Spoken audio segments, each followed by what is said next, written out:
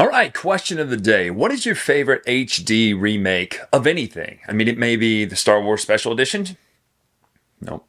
It may be The Last of Us or Uncharted or that Bloodborne one that's going to finally come out. But it's probably Metal Gear Solid Delta, let's just be honest. Because today we're taking a look at an HD remake. It's kind of what I'm calling it now. We did this with Brass, another company did it. Now we have Kraftwagen. This is an HD remake, new edition of Kraftwagen. Remember, the game was very blue. I think that's why Robert actually picked this up for Arcane Wonders, because the man loves blue. It was very blue. Like, the box was blue, the board was blue, everything was blue. But now, this edition looks tremendous. Well, that's a bit of a spoiler. But let me know in the comments below, what is your favorite HD remake of anything? Maybe it was when WWE went to HD and people had to make their moves look tighter, stuff like that. Couldn't talk, even though Cena still did. What a heel. Anyway, let's take a look at Kraftwagen, the new edition from Arcane Wonders, right now.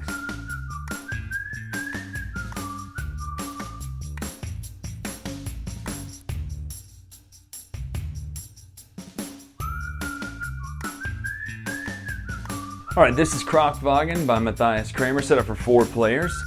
At the beginning of the game, there are starting tiles. You're going to choose them in reverse player order. Player order is determined by who is the furthest back on this clockwise wheel, this gear chain here.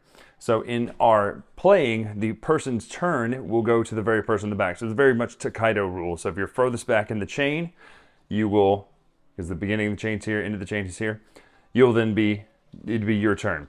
So in reverse player order, you're going to choose these starting player tiles, which means purple will pick, then blue, then orange, then yellow. Once you've chosen those, you'll get the associated benefits. This will be things that have to do with your player board, and I'll show you that in a minute. This will be gain a level 2 chassis. This will be move 2 spaces on the track. This would be gain a level 2 engine. And then also you have things to upgrade your engine and chassis technology skills. What you're going to do in your turn is you're going to do an action from the action chain. The way it works is as you move up the chain, so yellow's turn, let's say yellow wants to take an action. So they're going to take this action here. They will slide their token right there. This will go over to the back of the chain, and then their turn will continue. You'll take these different actions based on what they are. Now, yes, just like in Takedo, let's just say this situation had occurred. Let's say it's Orange's turn now because they're furthest back. They can go here, take that, move that, and still continue taking their turn as it would be because they're still furthest back. What these different actions do, let me go through and explain them really quickly, and then we'll kind of talk about through the phases of the game. So, number one is you can build a car body based on the level that you have advancement in your player area. So this is your gear section here. You have chassis and engines, and they have to be upgraded somewhat together. You can never have a bigger deficit than 2 between them. So you could not have a level 4 chassis and a level 1 car. That's just not going to work. Engine, that's not how it works. So you have to kind of keep them together. You start with a level 1 engine in here, and that is for racing. And then you can hold at least one chassis or a chassis or an engine in each of these 3 slots. Plus you're going to put your workers there. In just a moment, we'll show you what those are for. All right, so build a car first. That's how you get the body. Then you can research, which means you're just going to move up one of those spaces on these things. Research, you can bump those up. Build the engine, same thing, build it to your research level. So level 2 engine we can have right here. And we currently start with a level 1 engine for racing, not for building cars. And then we have hire workers, so you pull them from your reserve into here. These workers can be used for 2 purposes. One, to add to your racing teams. There's 1, 2, 3 sections. Once they're full, they add to the amount of space you can move on the Grand Prix. You can recruit. This essentially lets you reveal, take one of the tiles from up there, either the yellow, blue, or purple. Purple are instant actions or instant bonuses. Blue are investors, which will allow you to sell more cars. And the yellow are technological advances, which kind of give you buffs in the middle of the game. Plus, they're going to give you these light bulbs. And when you spend a light bulb, you move up both your chassis and your engine at the same time when you take that upgrade one time. You cash it in. Attract a buyer. So the way this works is each of these buyers wants to buy a car of a different type. This one has an eye for the best body style. This one's the best engine, the most luxurious. We'll talk about that. And the cheapest. On your turn, if you were to move and entice a buyer, attract a buyer, you'd pull one over here. Say, okay, I want this buyer who is interested in chassis. You then take the 2 points, move the 2 points up right there. And then we'll talk about what happens with this. I'll go ahead and set this up as if the cars are going to be bought. Now, Last but not least is the Grand Prix. Essentially what's going to happen is you're going to count your engine score plus your team and any other buffs or bonuses you have. On the way the track works is you're going to start here at 0 on the pit row. We're going to move 1, 2, 3, 4. Now let's say we were here and this would happen and you move 4 spaces. This would be 1, 2, because you skip those 2. So it'd be 1, 2, 3, 4. If someone's in a space, you overtake them and get ahead. At the end of each action phase, when you start the scoring phase, you're going to score for the person who's furthest ahead in the race, which would be how many laps you've completed, and then also how many laps you've completed. So you can get up to 14 points there if you're in first place by completing 5 laps and being in first place. And then it goes down from there. Now, the most important thing for points is selling these cars. The way it works is you're going to take a chassis and an engine of a certain level. So let's just say we take a level 6 chassis, level 3 engine, and we put 1 worker on it because you have to have at least 1 to market. And we're going to say, I want to sell that for 6. We'll use that for now for our example. Doesn't have to be, just for the example. In this case, let's put a couple more examples out here just to show you how this would work. And then we'll put 2 4s with 2 4s on them. And the price tag, we're going to put 2 on this one and 1 on this one. Now, here's how it's going to work. Again, let's say these are 2 different players, so forget the workers for a minute.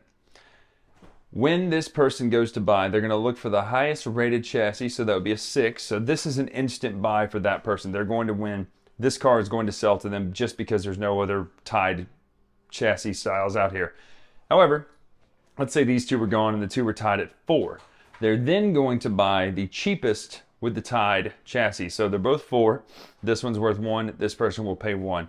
Normally that's not great. If you buy the person who has a value bonus, or they're looking for value, they're going to buy the cheapest no matter what the engine, no matter what the body is. However, they will double the price of the cheapest car when they go to buy it. This one is luxury. The engine works the same, but luxury is how many of these workers you have put on it. So if you elect to put a whole bunch of workers on there, you're going to elevate the fact that that car is going to go first. So if you know you can put the most workers and nobody can beat you, is putting those out there, those workers, and then putting, the price of 10 out there, you're guaranteed 10 points. And each round, because there's 3 rounds, the points will go up. At the end, when all of this is full, when all the buyer slots are full, and then each time you hit the attractive buyer and there's not a buyer left to put, you move this market token down. The market token hit 4, you'll start to sell cars. And then once you sell all the cars, you will do all the scoring for the Grand Prix, then the cars. You'll start back over, you'll erase those and put new tiles out. You'll change the prices out here, and then you will add these back to these buying places to where if there's not one taken already, so this would actually get 2, 1, and 1 if nobody had taken it. Forget that example. So you're going to play for 3 rounds. The person with the most points wins the game. In the middle, we have different achievements that you can unlock to get points for. First person to have a level 4 engine, level 7 engine. To first person to go, finish the 2 times or whatever. There's a whole bunch of different ways to get points, but that is Kraftwagen. All right, that's Kraftwagen. I'm doing my German here. It'd be Kraftwagen. Hey, you played that Kraftwagen game about them cars? Now, that is how I would pronounce it if I was home, actually. That's how some of my family talks. But today we're taking a look at Kraftwagen. And the Kraftwagen, the review system that I have adopted since 2024. Been doing reviews since 2016, 2015 on the Dice Tower. But the review system we adopted in 2024 was to add a rubric system, essentially giving you 7 categories, averaging those scores and giving you a final score. That way it feels more fair. Now, as always, these scoring systems and these categories are subjective, so is the entire review. So keep that in mind. Number 1 is concept. I think this is a 9. For me, I love industry. I don't do anything in industry. I'm an artsy person. I do like the arts for a living. But industry to me is fascinating. Like I just love the notion of making something, right? And so making these cars, selling these cars, racing these cars, it just takes a brilliant mind to be able to do that. So the concept to me is great because you're building cars not just to sell to people, but also you're racing them, much like the heyday of the invention of many of these cars. So the concept for me is a 9 because I love history and I love industry like that. Board layout is a 9 as well. The game looks amazing on the table. Everything has a nice place. That wheel in the middle is great. There's a place for everything to go. The race looks nice, like it's all sectioned off. The board doesn't look muddy or confusing at all. There's just a nice place for everything to go. So the board layout's a 9. Mechanics are an 8 for me. I really, first of all, like the idea of choosing your action Takedo style, where last goes first, and then picking your actions based on that chain. And then when you play it at first in your mind, when it's your first turn, but you're not first player, you don't think about the fact that, okay, well, that's fine. If they take this action, I'll do it next. You can't, because that action then moves all the way up the chain. To me, that's a really cool thing, where it does include some player interaction then, where you think, okay, well, it's my turn next. I'll take this action. And you go, oh, crud. Well, that action that I really need to take is now further up the chain in a different disc. Do I want to risk taking a big jump so that many people go behind me? Or do I want to kind of move small incrementally so that it's a smaller jump and I get another turn sooner? That's a good question. Art direction's a 7. It's a little tricky, some of the symbols on the investors and inventors and those kind of people. So that's the only thing I'm going to ding it for there. The art's a 9. This looks phenomenal. I love the way this new art looks compared to the old art especially. The cars look amazing. The characters look great. It's just a beautiful art style. So a 9 for me on art. Gameplay's an 8.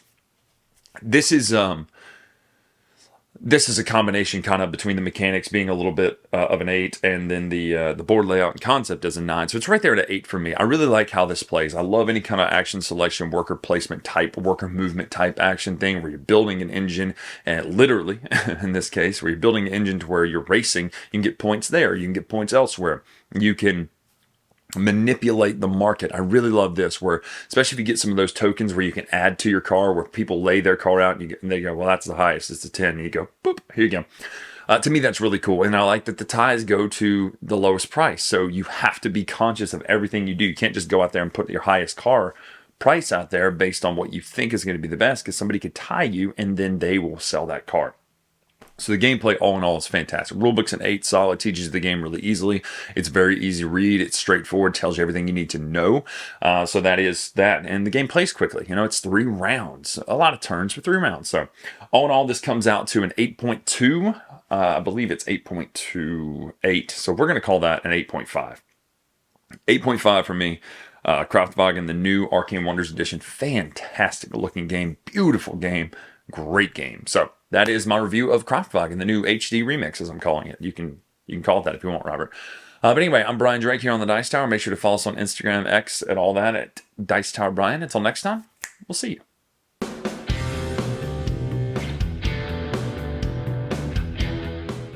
Hey everybody, thanks for watching another video from the Dice Tower. Hey, you want to learn more about us, communicate with us? We have a Facebook group, we have a Discord channel, lots of different ways to get involved with the Dice Tower. You can find that in our Linktree link below. So just click that, it will take you and you can communicate with us on Facebook, join our Facebook groups. There's lots of cool things that you can find and become part of the Dice Tower.